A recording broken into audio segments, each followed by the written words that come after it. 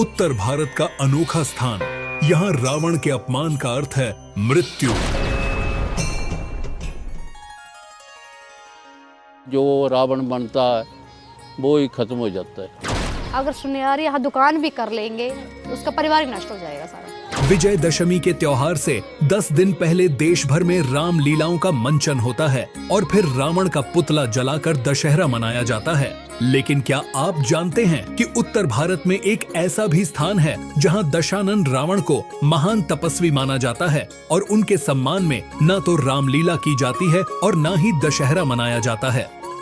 इस रहस्य से पर्दा उठाने के लिए वैदिक धारा चैनल की टीम ने इस स्थान का दौरा किया और पाया कि त्रेता युग से आज तक यहाँ कोई रावण का पुतला नहीं जलाया जाता। यहाँ रावण का अपमान करने का सीधा अर्थ है मृत्यु या पागलपन। तो आइए आज हम आपको लिए चलते हैं उत्तर भारत के राज्य हिमाचल के जिला कांगड़ा के बैजनाथ, जो पूरे भारत में एक अद्भुत ऐसा स्थान है जहां रावण को राक्षस या खलनायक नहीं बल्कि शिव भक्त और महान तपस्वी राजा रावण के रूप में मान्यता दी जाती है। इसलिए यहाँ ना तो रामलीला का मंचन होता है और ना ही दशहरा का त्योहार मनाया जाता है। काफी खोज के बाद वैदिक धारा चैनल की टीम उस स्थान पर पहुंची जहां रावण ने शिव की घोर तपस्या की थी। बैजनाथ कस्बे से कुछ दूर पहाड़ी जंगल में बने इस स्थान पर प्राचीन शिवलिंग और हवन कुंड भी है। इस इलाके के भी बहुत कम लोग ही जानते हैं कि यहाँ रावण के पैर का निशान आज भी मौजूद है। कुछ भक्तों ने इस स्थान को खोजकर यहाँ छोटा सा मंदिर बना दिया है जहाँ अब सुबह शाम पूजा की जाती है।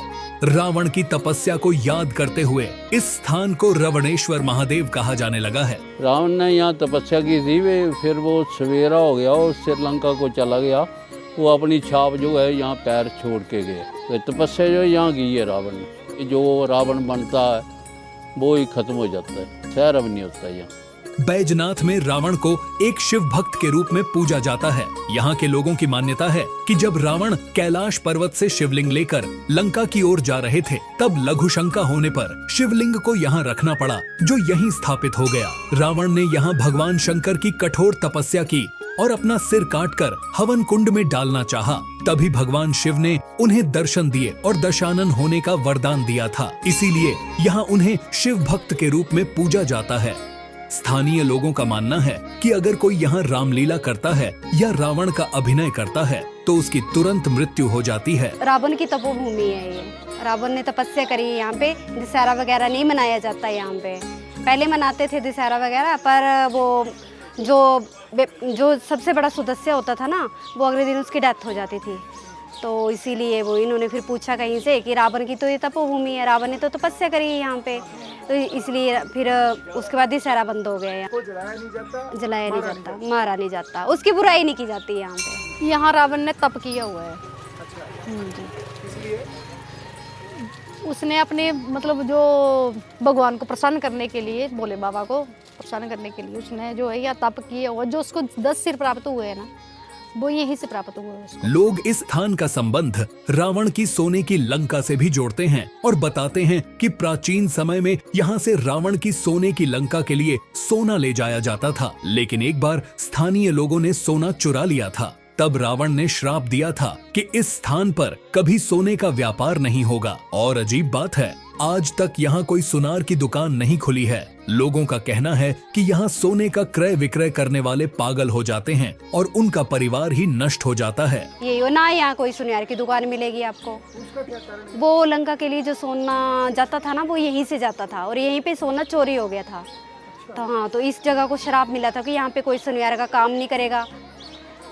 हाँ, सोने की खरीद आयात वो सब बंद हो जाएगा। यहाँ पे आते हैं करा के यूँ पर कंगाल होके जाते हैं यहाँ से। सोनार की दुकान कोई नहीं है बैजनाथ में। सोनार की दुकान जो होती है वो फेल हो जाता है। यहाँ 2 सालों से एक आदमी आया या अमृतसर से, उसने यहाँ दुकान नहीं खोली, लेकिन किसी के घर में काम करता था, सप्लाई का काम करता था। लेकिन उसका लड़का भी कुछ पागल हो गया, इसलिए वो भी अब यहाँ से छोड़ के चला गया। अगर सुनियार यहाँ दुकान भी कर लेंगे तो वो 1 या 2 दिन चलेगी, उसके बाद वो उजड़ जाएगा सारा ही।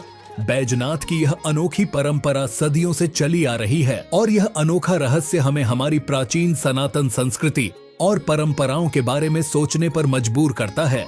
कि जिस रावण को सीता माता के हरण के कारण खलनायक माना जाता है, तो ऐसे भी लोग हैं जो उनकी तपस्या और भक्ति के कारण उन्हें पूजनीय भी मानते हैं। ऐसा है हमारा विशाल सनातन धर्म और सनातन प्रेमी।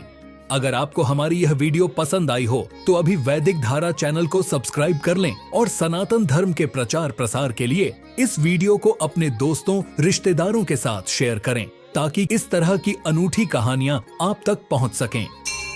हर हर महादेव।